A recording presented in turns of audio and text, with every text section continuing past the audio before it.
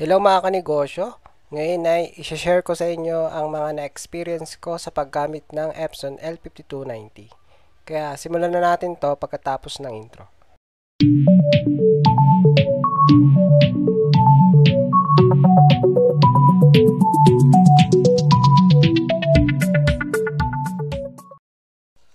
Hello mga kanegosyo! Welcome sa aking channel.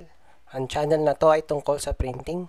Kung interesado ka sa mga ganitong bagay, palike, subscribe at hit mo na rin ang notification bell para updated ka palagi sa mga video na i-upload ko na may kinalaman sa printing business. Ngayon ay sasabihin ko sa inyo kung ano yung na-experience ko sa printer na ito. Ang printer na Epson L5290. Simulan muna natin sa print. Pagdating sa print ni L5290, ayos naman sa document. Wala ako naging problema pagdating sa pagpiprint ng document. Pagdating sa colored at black and white. Pero pagdating sa photocopy ng colored, ang bagal niya. Kung marami kayong ipa-photocopy ng colored, dapat mga dalawa yung printer nyo. Lalo na kung sa business nyo siya gagamitin. Kasi mabagal talaga mag-print itong L5290 ng colored pag photocopy. Pero pag black and white na photocopy, ayos naman siya. Pagdating naman sa ADF, pag magpiprint kayo o magpa-photocopy kayo, bawal sa kanya yung lukot, tupi, tapos yung may makapunit na papel. Kasi hindi kinakain ni ADF yung mga ganun. Kaya hindi rin kayo makakapag-print pag ADF yung gamit nyo. Maselan kasi talaga pag naka-ADF o naka-automatic document feeder. Ang experience ko naman sa pagre-refill ng ink sa printer na to ay napaka-convenient.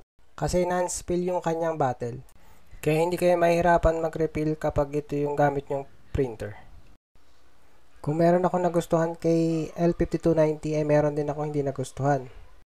Tulad ng kapag magpiprint ka, kailangan mo pang baguhin yung setting ng printer pagdating sa paper size. Halimbawa, magpiprint ka ng A4 size, kailangan mong baguhin yung setting dun sa printer na dapat A4 size din.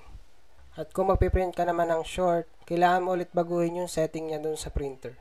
At para sa akin, napaka-hassle nun, lalo na kung nagmamadali ka. Yun yung na-experience ko sa paggamit ng printer na to sa loob ng 4 na buwan. Pero all in all, Epson pa rin ako. Dahil pagdating sa brand, ang Epson ay isa sa mga pinakagusto ko.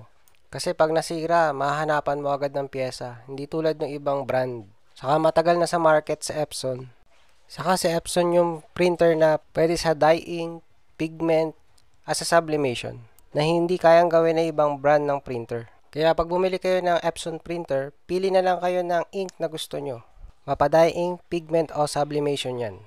Remind ko lang po na kapag hindi na original ink o genuine ink yung gamit nyo dun sa printer nyo, ay mababaliwala yung warranty nyo.